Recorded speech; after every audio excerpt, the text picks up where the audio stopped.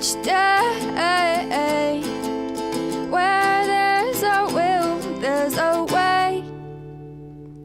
The views and opinions expressed on Trudging Together are solely those of the host, co-host, and our guests. They do not necessarily reflect the views of any organization, fellowship, or other entity, and definitely not your boss, your neighbor, or that one guy in your home group. The content of this program is not intended to replace medical, psychological, or professional advice. If you're looking for that, please seek guidance from qualified professionals who spent way too many years in school. What you'll hear here is based on lived experience, recovery journeys, and the occasional bad coffee-fueled joke. Trudging Together is not affiliated with any 12-step fellowship.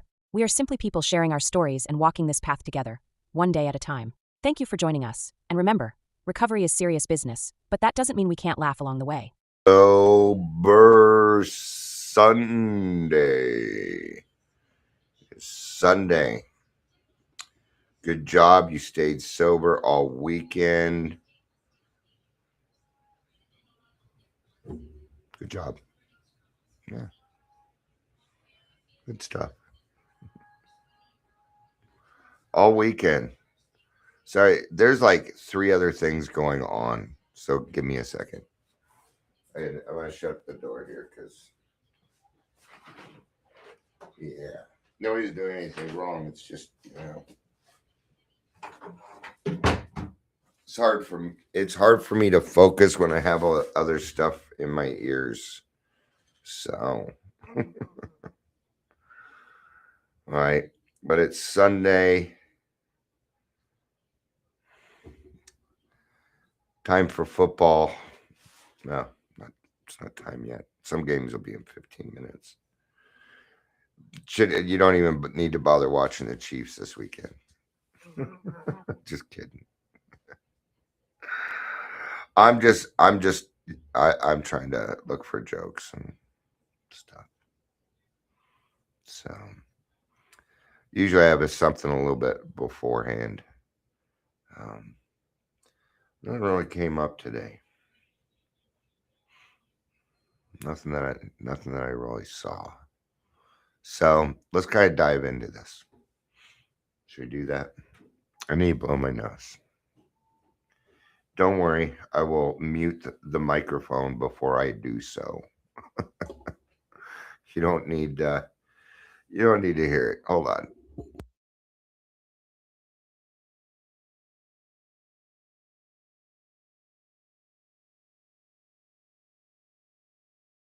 All right. Thank you for letting me do that. Things you're not supposed to do while on air. That is one of them.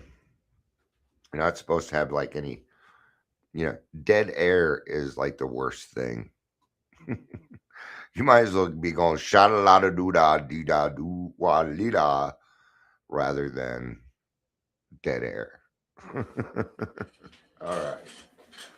So you know what time it is. It's 10:46, but it's also time for Dion's Daily Funnies. I do not know how these ones are. I went to a different site this time. Let's see what we got. How many South Americans does it take to change a light bulb? 1 Brazilian. 1 Brazilian, my friends.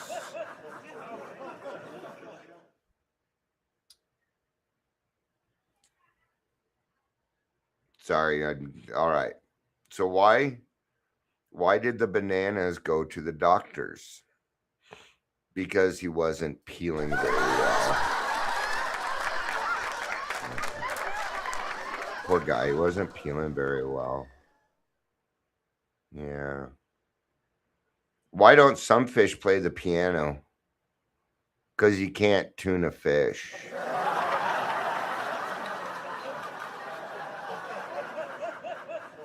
That joke's really, it wasn't very good. Why don't scientists trust atoms? Because they make everything up. Kind of like alcoholics. How can you tell if an atom is lying? His mouth is moving. I made that one up. Well, I didn't make it up. I just combined it with a different joke. All right. Why don't we ever tell secrets on a farm? Because potatoes have eyes, the corn have ears, and the beans stalk. Yeah.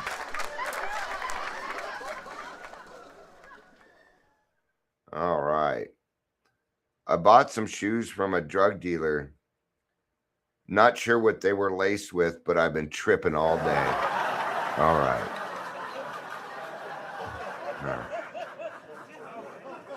That's enough. That's enough of that. Let's get to the show, the part you've all been waiting for. Right? I don't think I have anybody on. Is it on YouTube? Is it running on YouTube? Okay, yes, it is. Okay. It's not showing it connected.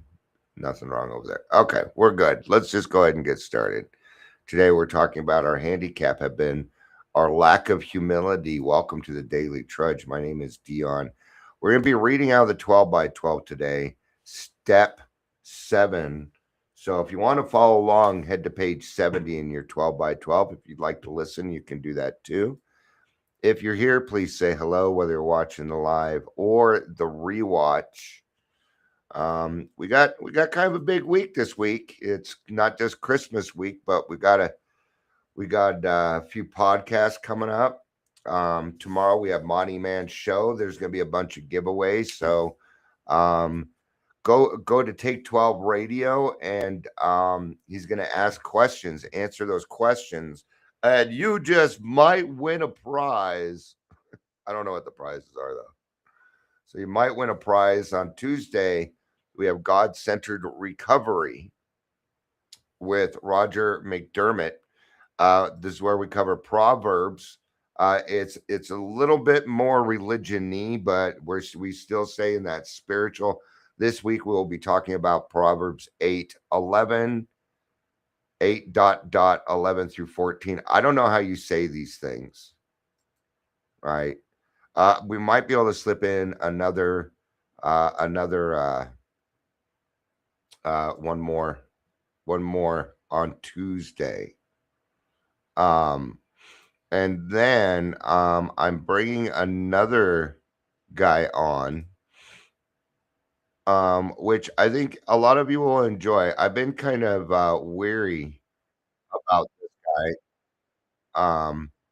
But he and I did some talking here. I'm going to show him to you guys, see if you recognize him. He's going to be on the show. It looks like the 29th or the 30th. I've been trying to get some more stuff out here for you guys. His name is Benjamin Lerner.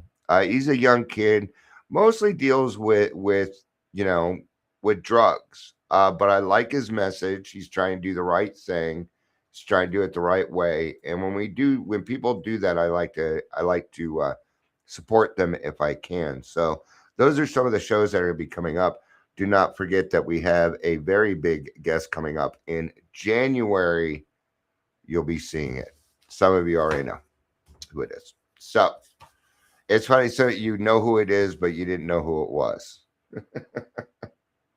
which is weird. I just assume you have the same Facebook feed as me and that you see the same things that I do, but that's just not true, is it? Why does nobody say anything? I double check chat. Make sure it's working. Okay, good. Okay. All right. Everybody's just quiet today, and that's fine. Let's get started. Let's get this going. Oh, I'm wore out. I do just all week. I've been running everything, and all right. So my brain is mushy. All right. So since this step is so, and at step 7, humbly asked him to remove our shortcomings, him being your higher power, is so specifically concerns itself with humility, we should pause here to consider what humility is and what the practice of it can mean to us. Now, you already had some humility. The whole program starts with humility, at least a little form of it. In the beginning, what was the humility? Well, the admitting that you were alcoholic led you to the humility. You might have had humiliation, which is an entirely different word than humility, that led you there. But humility is asking for help and receiving it. That's humility. Taking a compliment. Maybe somebody's letting you know something that they see going on with you that isn't necessarily a good thing, and staying open-minded and listening to this. We ask a higher power for help, and then we must stay open-minded. All right. Indeed, the attainment of greater humility is the foundation principle of each of AA's 12 steps, for without some degree of humility, no alcoholic can stay sober at all. Right? I can, he can, I think I'll let him kind of an attitude.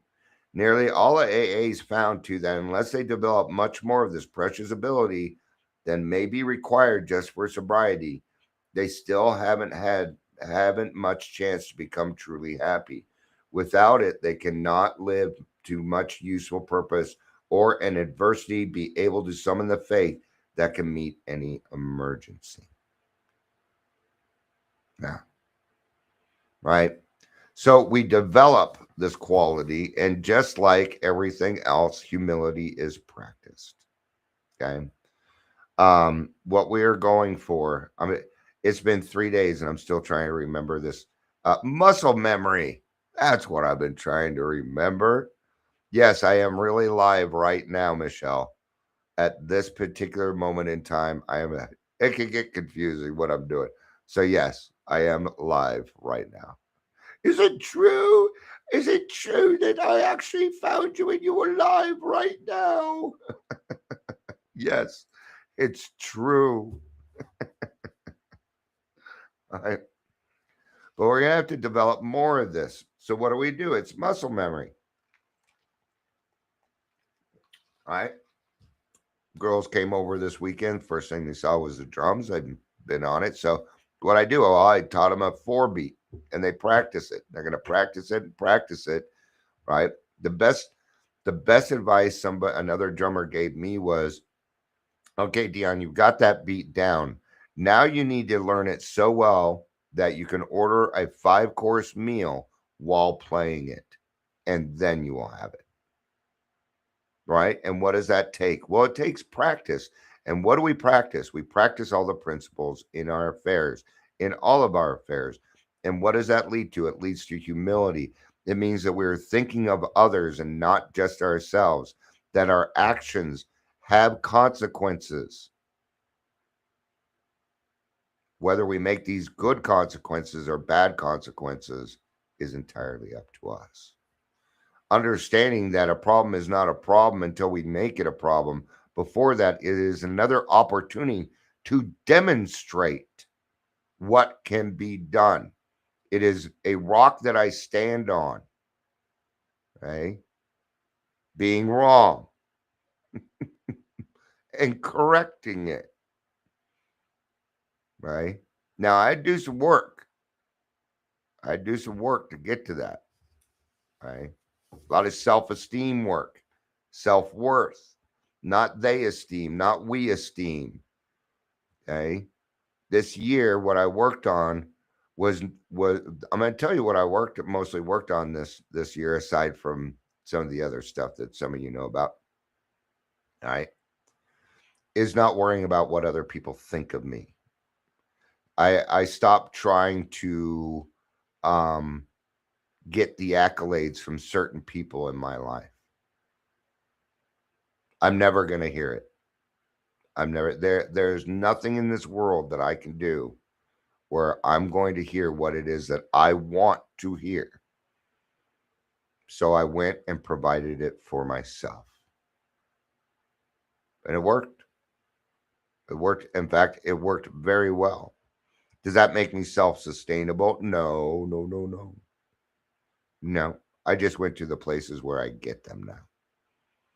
Right? I told my story in the group last night, and oh no, I felt a little off. There was something in my stomach that said something was wrong about me doing that, but I think that was just me.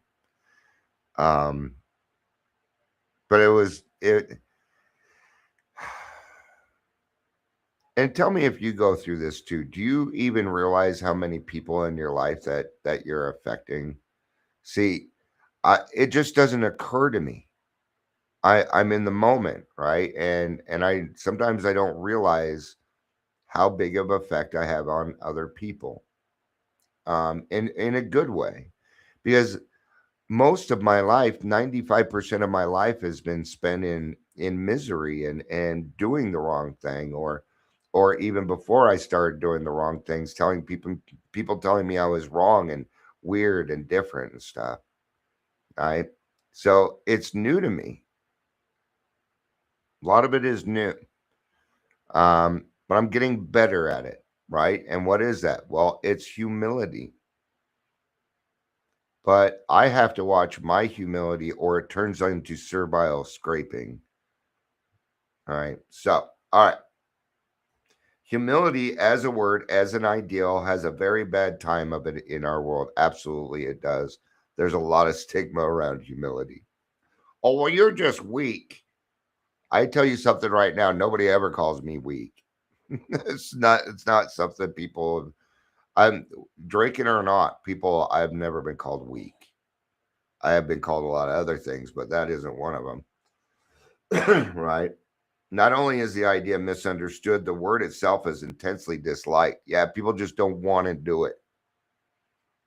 And I understand that part because I was at a place in my life at one point where I didn't want to utilize humility.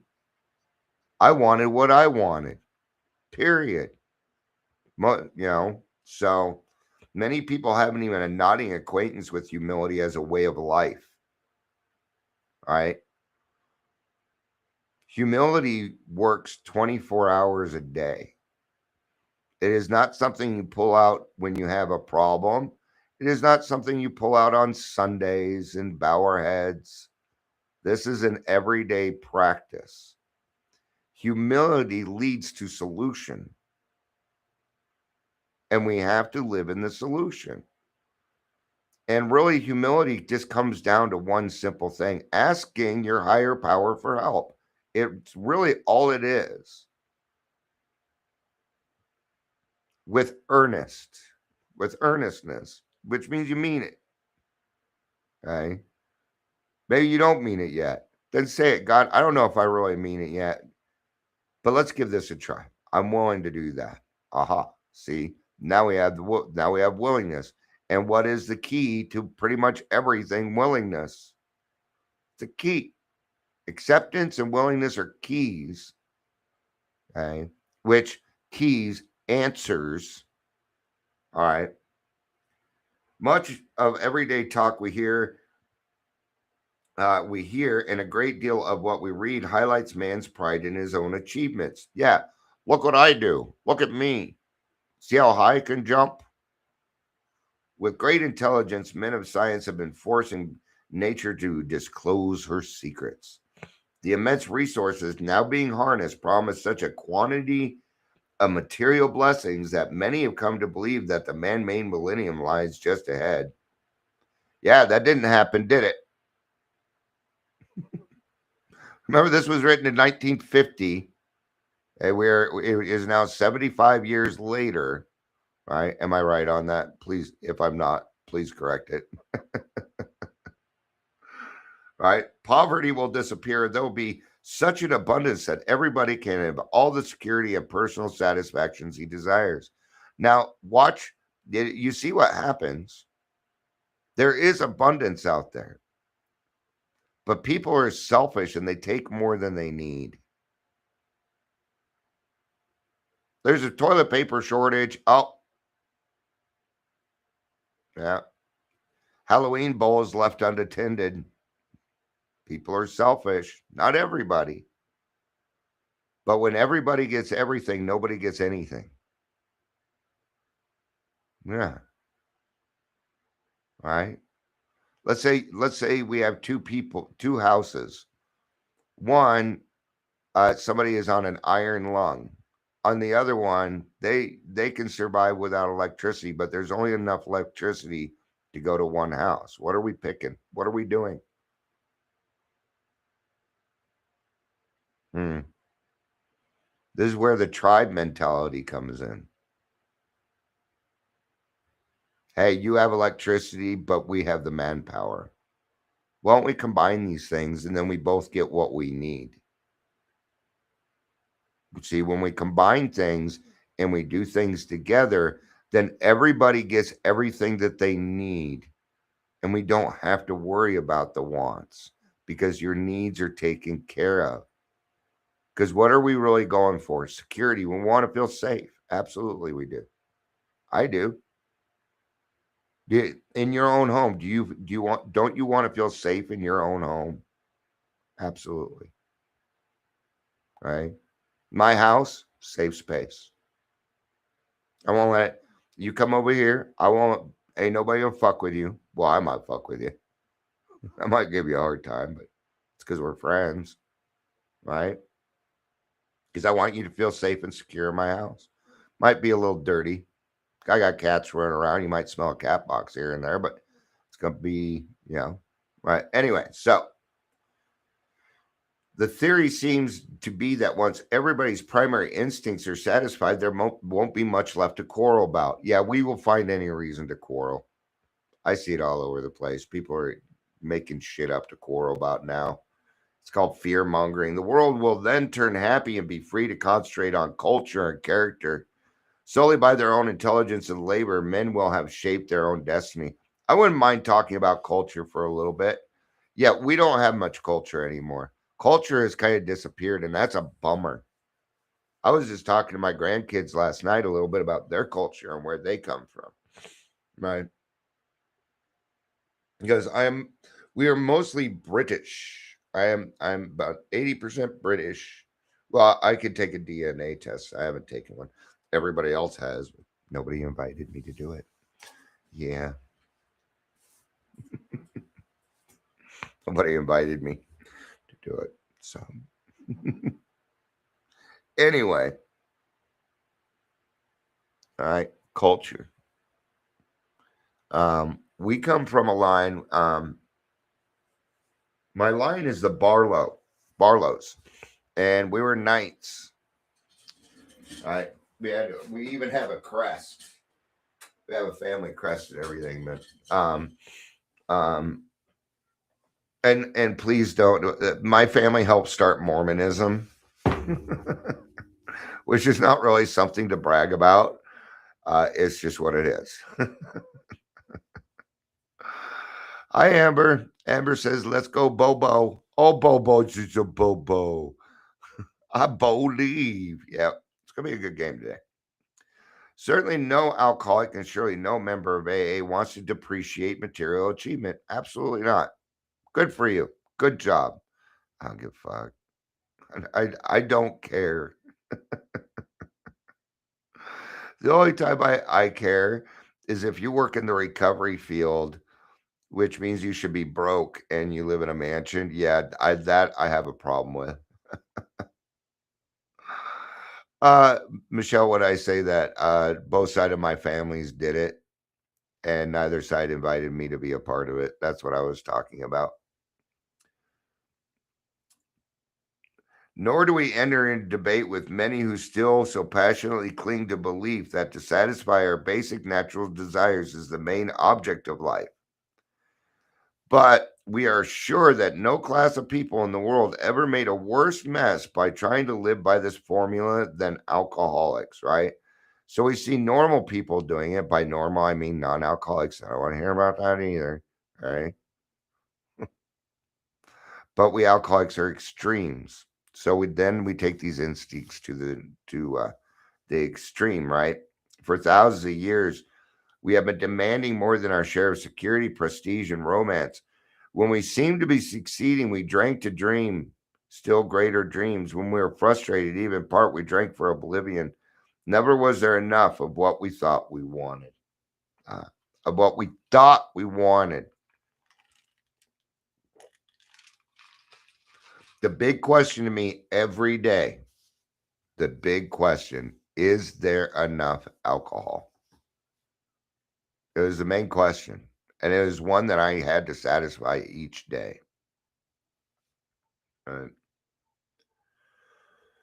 In all these striving, so many of them well intentioned, our crippling handicap have been our lack of humility. And that is where today's title came from, was from that line. It's the well intentioned. Without the lack of humility, and what is humility in this case? Well, it's accountability. I've been saying it a lot lately. Any alcoholic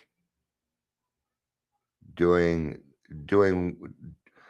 any alcoholic doing the right thing, even with the best of intentions, is wrong without accountability. They're wrong. I don't care what your intention, how good your intentions are. Without humility, without accountability, it's probably wrong. It's probably incorrect. Michelle says, I suppose there are some resentments we never get over. Yeah, I don't understand that. It wasn't a resentment, it was just a fact of life.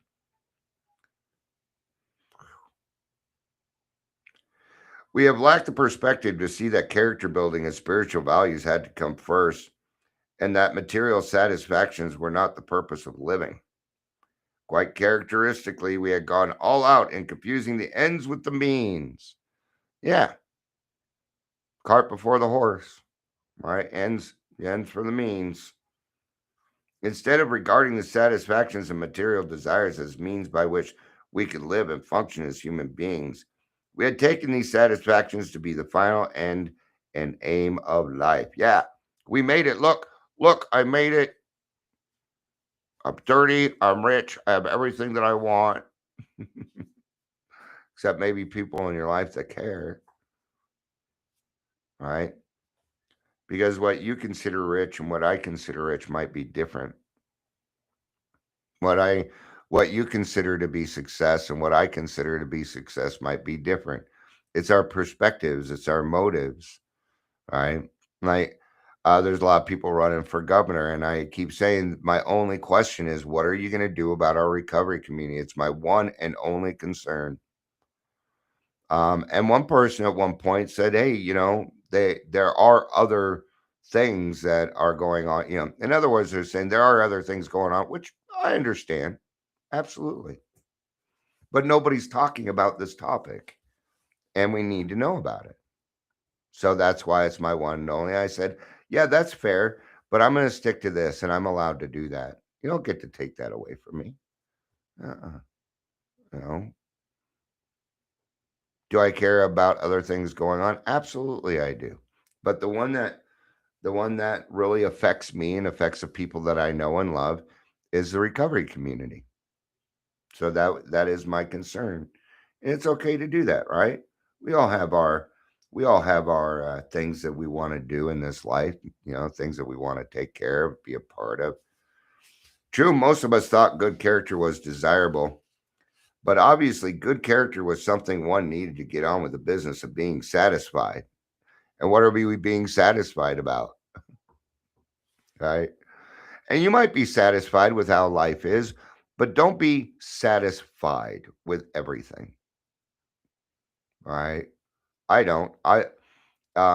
If I became satisfied about everything in life, why would we need the daily trudge? Why would we need meetings? Why would I need all these other things? I wouldn't, or that's what I would think. And then what would happen? Well, then I'd be away from the group, and eventually I would sicken and die, is what would happen.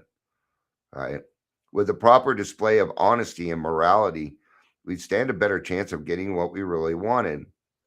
But whenever we had to choose between character and comfort, the character building was lost in the dust of our chase after what we thought was happiness. Right? So, for a long time, I ran around saying, if I got this, it would make me happy. Well, Dion, what would make you happy? And it's not even really a legitimate question. The question is, Dion, what are you doing to create happiness? That's the valid question. Oh, well, nothing. Oh, well, no wonder I don't have happiness. Happiness is a secondary emotion. It is a dividend. That's why. See, I was searching for happiness, but what I wasn't doing was the actions in order to create happiness. And part of that is living in the now. Seldom did we look at character building as something desirable in itself, something we would like to strive for whether our instructional needs were met or not. We never thought of making honesty, tolerance, and true love of man and God the daily basis of living. That's my daily basis of living. Do I always do it? No. I get a lot. There are times I mess up and, I've got to correct it. And that's being honest. Yeah. All right. So, and that honesty needs to start inside. I've got to be honest with myself because I can't be honest with you if I'm not being honest with myself. Right. The lack of anchorage to any permanent values, this blindness to true purpose of our lives produced another bad result. For just so long as we were convinced that we could live exclusively by our own individual strength and intelligence, for just that long was the working faith in a higher power impossible. This was true even when we believed that God existed. We could actually have earnest religious beliefs which remain barren because we're still trying to play God ourselves. As long as we placed self reliance first, a genuine reliance upon a higher power was out of the question. The basic ingredient of all humility, a desire to seek and do God's will, was missing. This is how I did it. My will was not working. I needed something else. That's how I got onto the desire. Now that I've experienced it, that I've experienced God's love, his tolerance, the gifts that I have received, right? It makes me, it gave me the desire to seek and do God's will because those things started happening for me. The promises started coming true. And I'm a person who when it makes me feel good, I want more.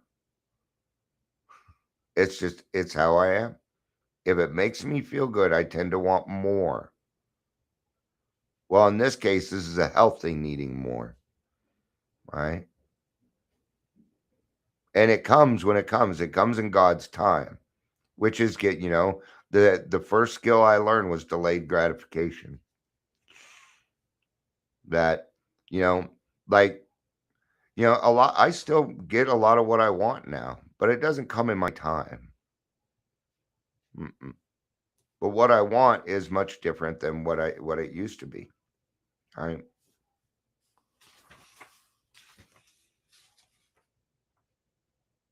So what I'm going to do is I'm going to go to page 76. We're going to go to the last page here in for step 76. As we approach the actual taking of step 7, it might be well if we inquire once more just what our deeper objectives are. Each of us would like to live at peace with himself and with his fellows. We would like to be assured that the grace of God can do for us what we cannot do for ourselves. We have seen that character defects based upon short sightedness or unworthy desires are the obstacles that block our path towards these objectives. We now clearly see that we have been making unreasonable demands upon ourselves, upon others, and upon God, right? And what are they talking about here? These unreasonable demands. This is emotional sobriety. And this is actually when I sit down, as soon as we do step 7 and before we get to step 8, I do emotional sobriety with my sponsees.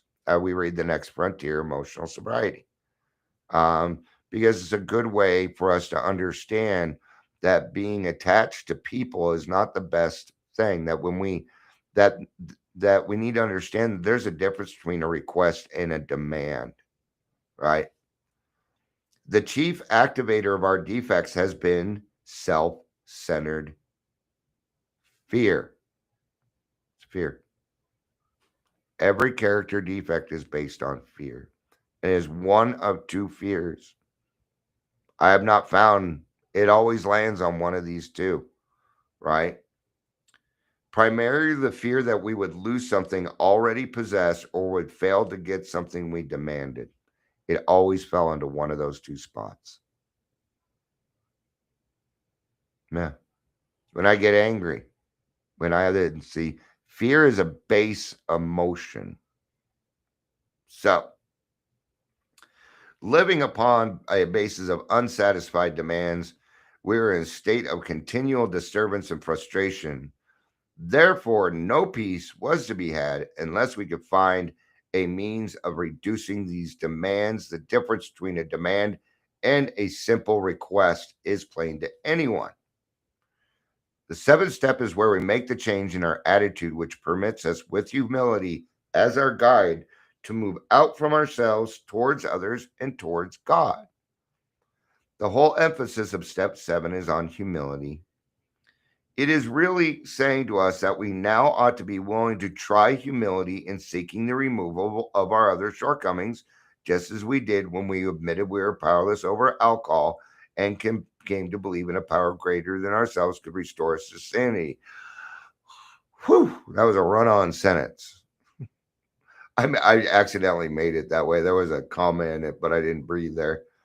If that degree of humility could enable us to find the grace by which such a deadly obsession could be banished, then there must be hope of the same result respecting any other problems we could possibly have. Yep. So when humility and character building are the basis for growth, the benefits are better. All right. Thank you, everybody, for being here. I appreciate it. I love you. You know I do. Peace out.